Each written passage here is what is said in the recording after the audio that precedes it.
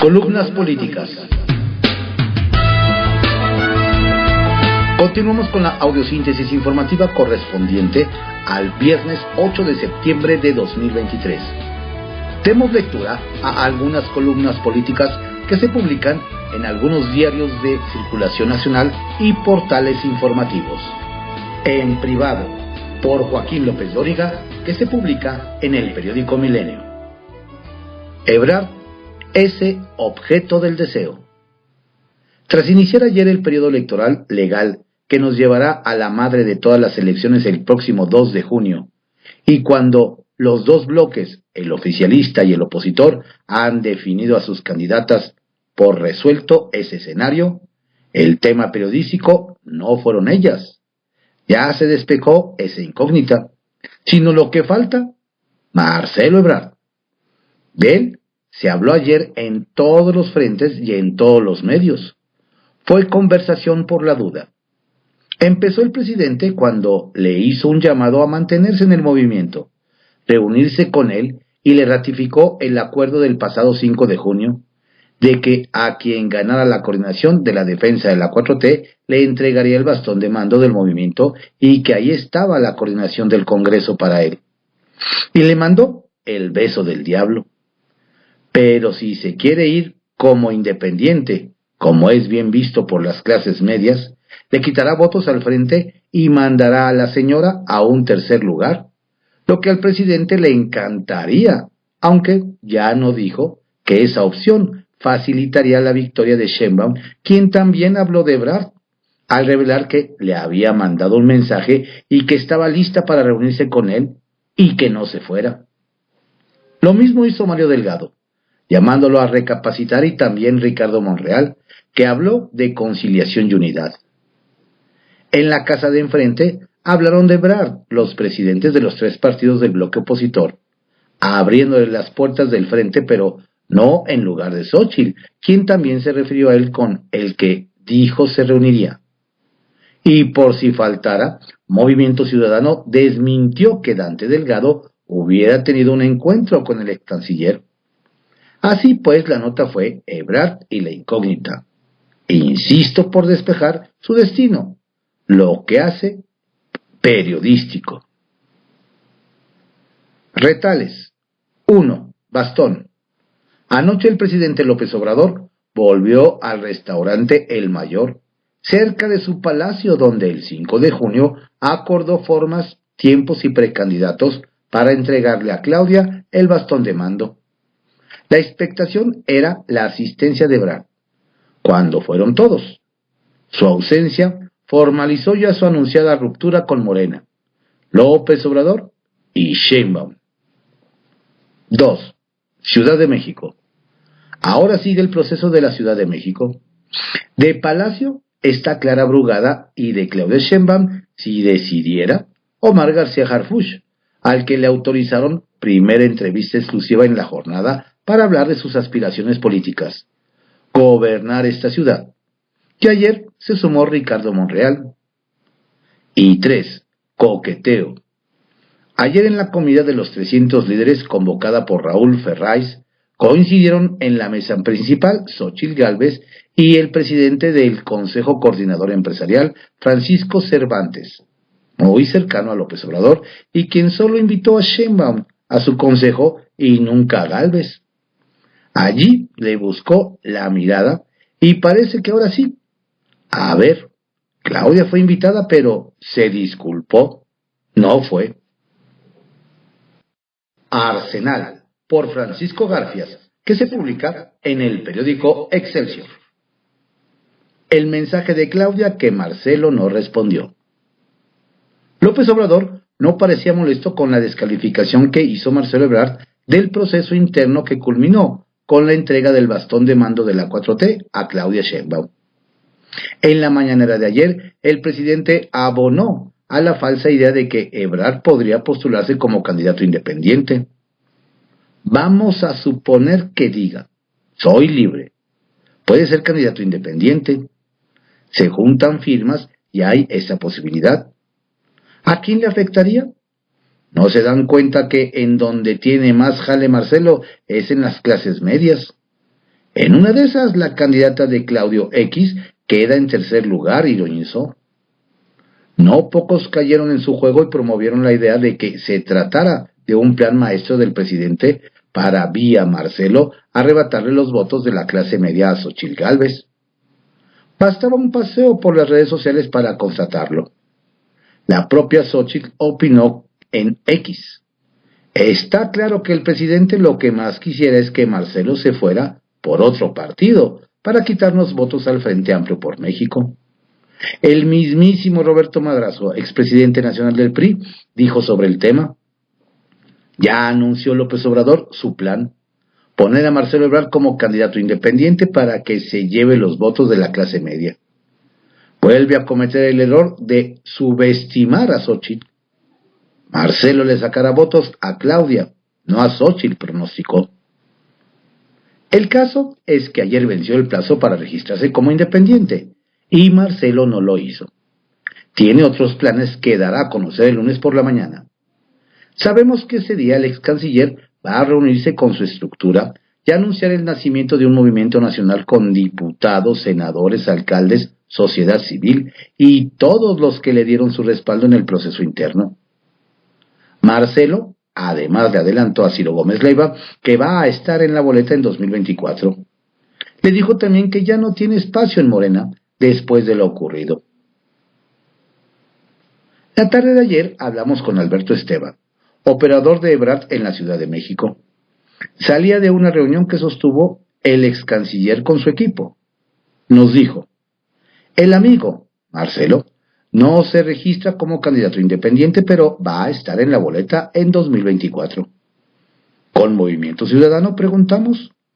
Es una ruta, pero hay varias. Lo importante es que no va como independiente. Se mantiene en Morena. El lunes se constituye el Movimiento Nacional de Marcelo a la presidencia con un número importante de senadores, diputados y alcaldes. Está toda la estructura que tenemos en el país. Unos son de Morena, otros no. Pero lo cierto es que el movimiento es plural. Caben todos. No está etiquetado para los que estamos en Morena. Está abierto a la sociedad civil. ¿Cómo está eso de que no se va de Morena, pero sí va a estar en la boleta en la elección de 2024? Atajamos. No será candidato por Morena. Eso está claro. Está libre para registrarse por donde haya la posibilidad, reviró. Lo que se plantea, agregó, es que se reponga el proceso. Es un derecho. Está en chino, lo sabemos, pero hay que exhibir todos los excesos. Hay muchas cosas que sucedieron que tienen que darse a conocer. Marcelo tiene la autoridad de hacer lo que está haciendo. Negarse a levantarle la mano a Claudia y no aplaudir el desaseo. Lo más cómodo para ellos es que él se fuera. Lo más inteligente es permanecer, que se limpie el proceso y se reconozca. Ellos tienen otra herramienta. Lo pueden expulsar, remató. Claudia Sheinbaum dijo ayer que Marcelo dejó en visto el mensaje que le mandó ayer para invitarlo a platicar. No me ha respondido, reconoció la virtual candidata presidencial del oficialismo. Más tarde, luego de su primera reunión como coordinadora de la defensa de la 4T en el CEN de Morena, Claudia insistió: estamos con la mano tendida para que el compañero Marcelo pueda ser parte de este proyecto y a todo su equipo de trabajo. Las puertas siempre van a estar abiertas. Un elocuente silencio ha sido la respuesta. Vimos las fotos de la reunión que Sheinbaum sostuvo ayer con las corcholatas que sí le levantaron el brazo. A ese encuentro también asistieron Mario Delgado, Alfonso Durazo y la senadora Citlali Hernández. ¿Qué observamos? La sonrisa de Claudia, la incomodidad de Ricardo Monreal, un vaso con agua en la boca de Noroña, un Adán Augusto serio y un Manuel Velasco muy atento a lo que decía la jefa Sheinbaum. Entre todas las declaraciones que se hicieron antes de ese encuentro, destacó la de Monreal. Estoy preocupado por Marcelo. Lo considero un compañero de lucha. No me parece apropiado que lo estén descalificando y golpeando. Las propias redes de simpatizantes deben de asumirse ganadores y permitir que la solidaridad sea la que fluya. Es un error subestimarlo, consideró. Entre los fans de Claudia, Marcelo se ha convertido en el villano favorito. Capital Político, por Adrián Rueda, que se publica en el periódico Excelsior. Decapitan a Ebrard y a Monreal. A principios de siglo, Marcelo Ebrard declinó su candidatura por el PSD para la jefatura de gobierno del DF en favor de Andrés Manuel López Obrador, quien desde el PRD buscaba la misma posición en un entorno complicado por la irrupción de Vicente Fox. Si bien Marcelo no tenía una gran fuerza electoral, los votos que finalmente le aportó a las elecciones de 2000 fueron la diferencia para que López Obrador ganara por una nariz al panista Santiago Krill. Como pago a ese apoyo, el expriista fue integrado al gobierno del DF como secretario de Seguridad Pública, primero, y después como titular de Desarrollo Social, desde donde tomó impulso para llegar a la jefatura de gobierno en 2006. Mientras Ebrard ganaba la ciudad, López Obrador era derrotado en una contienda presidencial cerradísima con Felipe Calderón, derrota que hasta la fecha no reconoce y sigue calificándola como un robo. Tras un buen gobierno en la ciudad, Marcelo tomó la decisión de buscar la presidencia de la República en 2012, pero se le atravesó una vez más el tabasqueño y tuvo que bajarse, con la promesa de que la próxima vez le tocaría a él. Pero Andrés Manuel volvió a ser derrotado, ahora por el priista Enrique Peña Nieto, en tanto que Marcelo fue perseguido por su sucesor en el DF, Miguel Ángel Mancera, por la irregular construcción de la línea 12 del metro. Tuvo que autoexiliarse durante casi 3 años, hasta que fue invitado por López Obrador a integrarse a su campaña presidencial de 2018. Esta vez sí llegó el triunfo, y Ebrard fue designado canciller, desde donde trabajó su candidatura presidencial. Ya le tocaba, pero al presidente se le ocurrió que la candidata tenía que ser Claudia Sheinbaum, y de nuevo lo volvieron a bajar. La mayoría lo ve en la boleta por el MC, pero se ve muy complicado ese escenario. El lunes decide su suerte, aunque su equipo ya anunció que se quedarán en Morena. ¿A cambio de qué? Otro que también ha sido sacrificado por el tabasqueño para favorecer a Sheinbaum es Ricardo Monreal, que en 2017 estuvo todo el tiempo al frente en las encuestas para la jefatura de gobierno, y al final lo mandaron al 4º lugar. Esa fue la primera vez, y quizá la más dolorosa para el zacatecano frente a Claudia. El miércoles se concretó la segunda, esta vez por la carrera presidencial, aunque no fue tan traumática, pues estaba presupuestada. Pero lo que sí debe preocupar a Monreal es que lo hayan enviado de nuevo al último lugar, desde donde no estará en las mejores condiciones de exigir como pago la Ciudad de México, que dicen le prometieron por levantarle la mano a Sheinbaum. Probablemente le den algo por su sacrificio, pero la capital está en chino. De cualquier forma, el zacatecano buscará que lo dejen participar en las internas con la esperanza de darle la vuelta ahí. Por la cara que traía cuando se entregaron los resultados de las encuestas, lo más probable es que otra vez lo bajen. Centavitos. Clara Brugada confirmó ayer que dejará la alcaldía de Iztapalapa para dedicarse de tiempo completo a promoverse para la jefatura de gobierno en 2024. Ya se sabía que lo iba a hacer. El asunto es que lo anuncia 4 días después de que Omar Hamid García Harfuch levantó la mano, lo que mete ruido interno al proceso, pues no se sabe si la 4T irá con hombre o mujer en la capital. Si en verdad el presidente le dio el mando a Claudia para poner las candidaturas, todo el mundo sabe que su corazón late por el secretario de Seguridad Ciudadana. Mensaje político por Alejandro Lelo de la Rea, que se publica en el portal CDMX Magazine y en el periódico El Independiente. La prisa de Brugada. El proceso de sucesión para la jefatura de gobierno de la Ciudad de México se adelantó, pero solo en Morena, donde la prisa con la que solicitó licencia la alcaldesa de Iztapalapa, Clara Brugada, apenas horas después de que se informó que Claudia Sheinbaum ganó la encuesta, dejó el temor en ese partido a perder la capital ante el retroceso que han padecido. Contrario a esta celeridad que traen los morenistas, en el Frente Amplio por la Ciudad de México responden parsimoniosos, que sus tiempos no son los de Morena, que no van a anticipar su proceso. ¿Cuándo lo prevén? Dicen que hacia finales de noviembre, principios de diciembre. Son los cálculos. La licencia que informó Brugada correrá a partir del 16 de septiembre, prácticamente minutos después de que como alcaldesa haya dado el grito de independencia. A partir del 17 tendrá el gran reto de recorrer toda la ciudad, sobre toda la zona poniente, donde nadie la conoce, y Morena perdió las 9 alcaldías de esa zona en 2021. Labor difícil.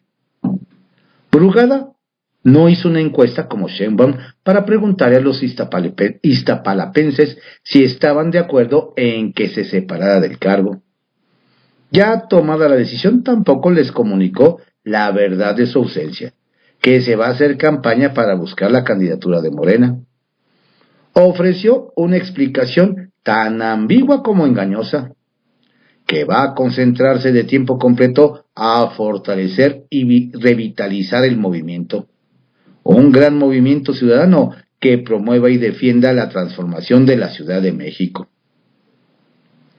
Al menos en discurso, Brugada se dice segura que va a convertirse en la candidata de Morena, pues afirma que ya no va a regresar al cargo, aunque su ausencia definitivamente no podría decretarse hasta que no hayan pasado más de los 60 días de la licencia que solicitó. La prisa de Brugada también es porque el comisionario general de la Policía de Proximidad de la Ciudad de México, Omar García Harfuch, se destapó para buscar la candidatura a la jefatura de gobierno. Él está en una circunstancia sui generis, a diferencia de los demás suspirantes. Al ser Harfuch un mando policial formalmente reconocido en la Ley Orgánica de la Secretaría de Seguridad Ciudadana y el Reglamento Interior de la dependencia, le aplica el párrafo F del artículo 32 de la Constitución Política de la Ciudad de México, en el que se establece como requisito para contender por la jefatura de gobierno no tener mando en instituciones militares o policiales, a menos que se separe del cargo antes de la fecha de inicio del proceso electoral local correspondiente. El domingo 10, el Instituto Electoral de la Ciudad de México tendrá la sesión de Consejo General para decretar el inicio del proceso electoral 2024, por lo que a más tardar el 9 de septiembre Harfuch debería renunciar al cargo si pretendiera competir. Precisamente por ello ayer le preguntaron al jefe de gobierno Martí Batres si tenía conocimiento de que pronto presentaría su renuncia su jefe de la policía. Yo he platicado con él, pero hasta este momento no me ha dicho una cuestión de que se vaya a separar del cargo, tal o cual fecha, respondió Batres. Esto deja una de dos: o Batres mintió o Harfuch no se irá. Conociéndolo, lo más probable es lo primero. ¿Cuál es la prisa de Brugada? ¿Será también para que Ricardo Monreal no tenga tiempo de hacer esa especie de precampaña para posicionarse en las encuestas de la Ciudad de México? Es pregunta. Lo veremos. La polémica, por Daniel Camargo Hernández, que se publica en el portal Cuestión de Polémica. Revelarán gabinete morenista en días.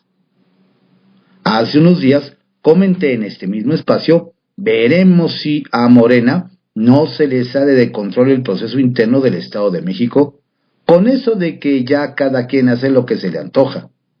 El escenario de lo que está pasando a nivel nacional será el crudo reflejo de lo que podría pasar en la selección de candidatos y candidatas en el Estado de México. En caso de que la militancia, aspirantes y aspirantes, no respeten los tiempos marcados por la dirigencia estatal encabezada por Marta Guerrero Sánchez, líder de Morena en el Estado de México, la derrota podría multiplicarse tal y como le sucedió en 2021. Morena y sus bases en territorio mexiquense no deben permitir que el ansia de ser le gane a su necesidad de ganar. Veremos qué tanto nivel tienen todos y todas las aspirantes a alcaldías, diputaciones locales, federales y regidurías. El alinearse a los estatutos y disposiciones de su dirigencia estatal les garantizará el apoyo que necesitarán. En caso contrario, el nicho de oportunidad que tienen los que muy seguramente serán aliados en 2024, PRI, PAN y PRD, se vislumbra prometedor. Un caso de estudio electoral es el sospechoso crecimiento del Partido Verde en el Estado de México cuando no pasaban de 350,000 votos en cualquiera de los comicios que precedieron a su histórico este año. Una efervescencia que tiene emocionado a su líder Pepe Coutulenc. Nada en política es casualidad, y lo que no dicen es que ese crecimiento medido se debe a que el dueño del Partido Verde, dicen, tiene nombre y apellido y empieza por Luis y termina por Videgaray. Hacia allá migraron en temprana hora los peñistas, Luis Miranda e hijo, Pepe Velasco, Rafael Osornio y Ernesto Monroy. Verdes por fuera, pero con la sangre roja. Se aventuraron a ser aliados de Morena. Son claramente la avanzada de un prismo que busca nuevos nichos de mercado. La última instrucción de Videgaray es recibir más pronto que tarde al exgobernador Erubiel Ávila. La migración continúa hacia un partido que creció, gracias al apoyo, se dice, de la estructura electoral del salario rosa, aquel que dejó sola a la banderada priista. Traían hace algunas semanas el rumor acerca de que el actual secretario de Seguridad Estatal, Rodrigo Martínez Celis, podría sumarse al gabinete de Delfina Gómez Álvarez. Nada más alejado de la realidad. El titular no será un civil. El lunes les comento. Además, si hubiera la mínima esperanza de que fuera Celis, esta se disipó ayer cuando el secretario mandó disolver una manifestación en el Boulevard Aeropuerto de Toluca estatales. Agarraron parejo contra mujeres y niños. Familiares y amigos de Jesús Sierra Márquez, ex policía acusado de homicidio y sentenciado a 47 años de prisión, pedían audiencia con la gobernadora Delfina Gómez y como no recibieron respuesta, cerraron la vialidad. Fueron desalojados a golpes, empujones y aventones. Vaya manera de cerrar un ciclo. Se han barajado varios nombres de quienes presuntamente serán nombrados secretarios del gabinete mexiquense en algunas listas apócrifas. Han colocado al coordinador de la bancada del PAN y aspirante al Senado, Enrique Vargas del Villar, como titular de Seguridad Pública, al coordinador de la bancada de Morena y fuerte contendiente a un cargo de elección popular en 2024, Maurilio Hernández, como secretario de Educación. La lista de nombre es larga, ya ha cambiado a lo largo de las semanas, pero la realidad de las cosas es que no hay nada oficial, al menos de manera pública hasta el momento. Los currículums están presentados y la decisión deberá ser tomada de manera personal por la gobernadora electa Delfina Gómez. Una fuente cercana a la gobernadora electa me asegura que será entre el 9 y 11 de septiembre que darán a conocer los nombres de quienes la acompañarán en el gabinete al menos 3 días antes de la toma de protesta. Sabremos quiénes comenzarán a preguntar por qué. Uso de razón, por Pablo Iriart, que se publica en el periódico El Financiero. un paso gigante y la patraña del bastón. El país machista por excelencia en el hemisferio occidental, México, tendrá presidenta de la República el próximo año. La polarización política que vivimos no debe impedir que valoremos el avance cultural alcanzado luego de que los dos grandes bloques eligieron a una mujer como candidata presidencial. En México se asesinan a 10 mujeres todos los días por el hecho de ser mujeres, y 27% de la población, dato de Parametría, considera que la violencia contra las mujeres es causada por ellas. Pues bien, en la boleta electoral tendremos a 2 mujeres, y una de ellas será presidenta de México. Dicho lo importante, veamos. ¿Cómo que el presidente entregó el bastón de mando? Lo que tiene que entregar el 1 de octubre del próximo año es la banda presidencial a quien gane las elecciones de junio. El país no se rige por los usos y costumbres que nos quiera imponer un mandatario, por poderoso que sea. Cuando recibió la banda tricolor, AMLO no juró cumplir ni hacer cumplir sus caprichos que de esa fecha en adelante se han convertido en leyes no escritas. Ya son usos y costumbres. Él debe cumplir con la Constitución que le impone obligaciones, deberes y límites. Dijo el martes que entregará el bastón de mando como símbolo de ceder la responsabilidad de cuidar a los pobres. Su periodo termina en 1 año y 2 semanas. ¿Qué responsabilidad está delegando? Lo del bastón es una vacilada, y si le toma en serio, se reproduce de manera crítica. Si se está refiriendo a que Morena tendrá candidata presidencial, es un tema partidista completamente fuera de lugar en una conferencia en Palacio Nacional, y no guarda relación alguna con sus deberes constitucionales. Sus usos y costumbres violan de manera recurrente la Constitución. ¿Y quién se lo demanda? Ay del juez, ministro de la Corte o Tribunal, que le recuerde los límites legales de su poder, porque agrede su reputación, busca dañarlo con sanciones y le quita presupuesto para dejarlos inoperantes. Si vamos un poco al contenido de la ceremonia de el bastón de mando, que entregó el presidente que Sheinbaum asuba la responsabilidad de defender a los pobres, es vacilada, una tomadura de pelo. Él no ha cuidado a los pobres. De haberlo hecho, no habría dejado a 30 millones de ellos sin acceso a servicios médicos y en manos de consultorios y farmacias privadas. Ni se había reducido la matrícula escolar en 1.570.000 estudiantes. Siempre había crecido el número de alumnos, salvo en el de la Revolución. Y ahora que gobierna el defensor de los pobres. La otra patraña es el mitote de su viaje a Sudamérica. Dijo el presidente que irá a Chile en avión de la Fuerza Aérea porque no quiere volar el espacio aéreo de Perú, por temor a que le hagan una majadería. ¿Qué le pasa? ¿En qué cabeza cabe que van a tirar a bajar a fuerzas un avión comercial porque ahí viaje él? Si eso lo tomamos como normal, ya es responsabilidad nuestra. Ni con electrochoques reaccionamos. El presidente no va al Senado a la entrega de la medalla Belisario Domínguez por miedo a Lili Telles.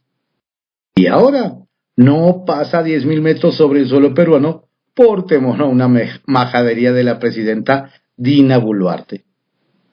Hemos ido de ocurrencia en ocurrencia y al parecer una parte de la población se contagió de la fiebre y el delirio del emperador y su corte, como en el cuento de Andersen. O algunos hacen como que creen en los artificios de la imaginación presidencial y aplauden luego de seguir los juegos más descabellados. Cultivo, le llaman en Yucatán. Los empresarios que compraron boletos para la rifa del avión, que no se rifó, en 20 millones de pesos cada uno, se destornillan de risa en el viaje inaugural, que no inauguró nada, del Tren Maya. Un tren que taló árboles de la selva, destruyó mantos acuíferos, ecosistemas y sobre ese ecocidio tiró cerca de 400,000 millones de pesos sin beneficios para las comunidades. Y el presidente, con esos invitados a bordo beneficiarios de asignaciones sin concurso de una obra inútil, cuyos gastos solventamos todos sin tener acceso a la información de lo ejercido, nos dice que arriba los de abajo y abajo los privilegios. Aplausos en los medios. Después, más aplausos y fotos por la vacilada del bastón de mando. Al cabo de la ceremonia del bastón, buen viaje, señor presidente, y muy sabia la decisión de no pasar por el cielo peruano, porque arriesgaría la investidura. ¿Qué tal si detrás de una nube se le aparece la bruja de los Andes? Demasiado, ¿no? Pero no todo es patraña.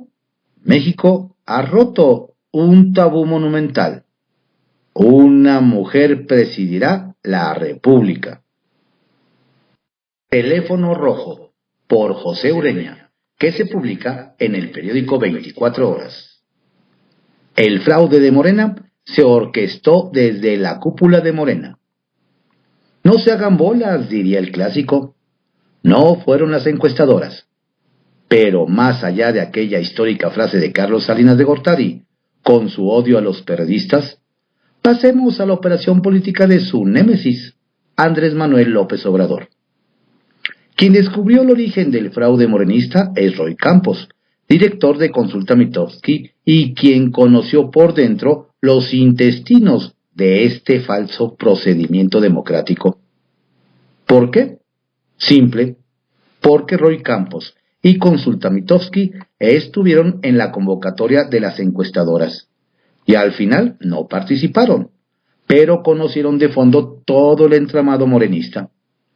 Pero esa es la presentación, y Roy descifró todo el proyecto del gerente del Partido de Estado, Mario Delgado, y del abyecto incondicional del presidente, y a la vez presidente del Consejo Nacional de Morena, Alfonso Durazo. Desde ahí se organizó el alud de encuestas, unas propuestas de aquí, otras de allá, pero bajo condiciones no precisamente democráticas y menos confiables. Encuestas sobre pedido. Ahora sí, a los datos. Desde el contrato de las encuestadoras, se les advirtieron las reglas. Los directivos de Morena dirían cómo hacer el sondeo, a dónde ir, a quién avisar, de quién acompañarse, de dónde salir, qué recorrido hacer, etcétera y etcétera. Resultado. Previo anuncio, se hacía reparto de promocionales, convocatorias a mítines, perifoneo, y llegaban puntuales los representantes de Claudia Sheinbaum para dar testimonio. Pero no los demás. No los de las 5 corcholatas restantes. Las de Marcelo Ebrard, Adán Augusto López, Ricardo Monreal, Gerardo Fernández Noroña y Manuel Velasco, porque se trataba de ocultarles el pulso y los números. Y sí, cada día, de mañana y a última hora, los encuestadores recibían la ruta de esa jornada y viajaban con gente de una corcholata, la única mujer para ser precisos, pues servían a la jefa en contra de las demás. Y así salieron los resultados hoy conocidos. Hay candidata extraoficial, la postulada a jefa de gobierno en 2017 cuando se decidió bajar a Ricardo Monreal y se le cubrió sobre 1 y 1000 desastres, sobre todo los del sistema de transporte colectivo Metro. En esos rieles vamos. Partido sin ciudadanía. El fraude de Morena debería llevarnos a reflexiones. ¿Desde cuándo los partidos nos han defraudado? Viejos o nuevos, pero son iguales. Contra esas estructuras pelean muchos caballeros quijotescos, antaño partidistas, antaño operadores electorales como el chiapaneco César Augusto Santiago y el oaxaqueño Ulises Ruiz Ortiz. Errados o no, ellos luchan a su manera por la democracia. Ulises ha solicitado su registro como candidato ciudadano a la presidencia, mientras César Augusto convoca a los electores por una lucha independiente. Ayer, con la crisis desatada por el dedazo López Obradorista a favor de Claudia Sheinbaum y el enojo de Marcelo Ebrard, Ulises retuiteó: Marcelo se quedó sin nada y esta película ya la vimos. Quedó demostrado. Los partidos están dispuestos a todo para no perder el poder.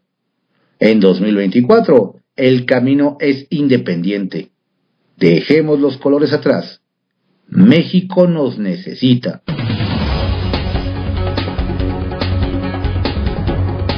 Estas fueron algunas columnas políticas que se publican en algunos diarios de circulación nacional y portales informativos. En la audiosíntesis informativa de Adrián Ojeda Román, correspondiente al viernes 8 de septiembre de 2023. Tenga usted un excelente día. Cuídese mucho. Lo invito a que nos visite en nuestro sitio en www.cconoticias.info, se mantenga informado durante todo el día y escuche la estación Radionet CCO. Saludos cordiales de su servidor, Adrián Ojeda Castilla.